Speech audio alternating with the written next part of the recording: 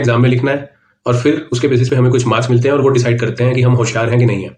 Videos को देख के चीज़ें अच्छे से समझते हैं। मैं ऐसा व्यक्ति हूँ जो किताबों को पढ़ के चीज़ें अच्छे से समझ सकता है। कोई और ऐसा व्यक्ति हो सकता है जो शायद लोगों से मिलके चीज़ों को अच्छे से समझ सकता हो।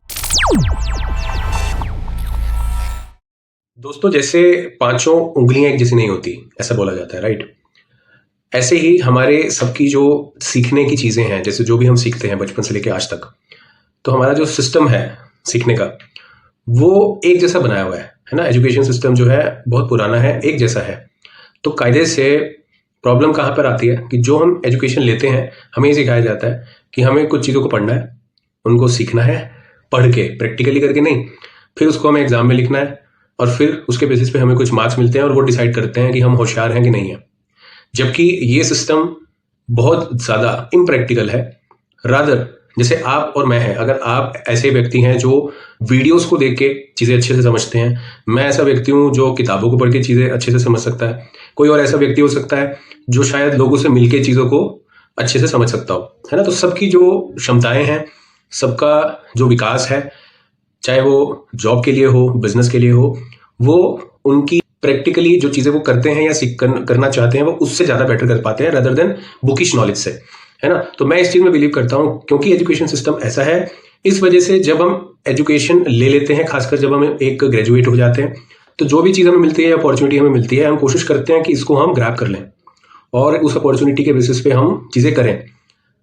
बल्कि मैं पर्सनली ये सजेस्ट करूँगा, अगर आप अपने बच्चों को भी ये वीडियो दिखाएंगे तो बहुत अच्छा रहेगा। उनको आप इस चीज़ के बारे में समझाएं या बताएं कि सिर्फ मार्क्स जो है वो लाइफ में मैटर नहीं करते, क्योंकि जो आने वाली पीढ़ी है, अभी जेन अल्फा का ज़माना है, राइट? तो जो चीज़ें हो रही हैं, आर्टिफिशियल इंटेलिजेंस और जो भी अब नई चीज़ें आ रही हैं, उसमें अगर आपकी प्रैक्टिकल लर्निंग अच्छी है, आपको पता है कि किस तरह से नेगोशिएट किया जा सकता है, किस तरह से सेल किया जा सकता है, किस तरह से बिजनेस को ग्रो किया जा सकता है, ये स्किल्स पता है, तो खुद के लिए या दूसरे के लिए आप जब काम करेंगे तो आप वैल्यू एडिशन करेंगे। अगर आप सिर्फ बुकिश नॉलेज रखते होंगे, थ्योरेटिकली चीज़ों को समझते होंगे, आपको नहीं पता है कि कंटेंट कैसे बनाया जाता है, आपको नहीं पता है कि सोशल मीडिया कैसे काम करता है, या आपको नहीं पता प्रैक्टिकल इंप्लीकेशन है फाइनेंस की, वो किसी की जिंदगी में या लाइफ में कैसे हो सकती हैं, तो बहुत डिफिकल्ट हो जाएगा आपके लिए सर्वाइव करना। तो जितना जल्दी आप इस चीज़ को समझ लेंगे, जितना जल्दी आप इस पर काम करना शुरू कर देंगे, आपके लिए अच्छा रहेगा। तो ये जो वीडियो है, ये एक शुरुआत है हमारी इस सीरीज की, जिसमें हम प्रैक्टिकली अगर किसी को जॉब करनी है या बिजनेस करना है, तो उसको शुरू करने से पहले आपको अपने माइंडसेट को कैसे रखना चाहिए। दूसरी चीज, आपको, अगर आप एक स्टूडेंट हैं, है ना, आपने अभी रिसेंटली ही सपोज क्लास 10वीं या 12वीं भी पास की है, तो आप भी बहुत सारी चीजें हैं जो कर सकते हैं, है ना। इनफैक्ट अगर उससे भी छोटी एज का कोई बच्चा है बट करने की इच्छा रखता है, कुछ बिजनेस करने की इच्छा रखता है या कुछ अपना काम छोटा मोटा करने की इच्छा रखता है, तो प्रैक्टिकली करना चाहिए। आपको याद होगा कि स्कूल में ना एक एनुअल फंक्शन होता था हमारा, हर साल में एक बार होता था।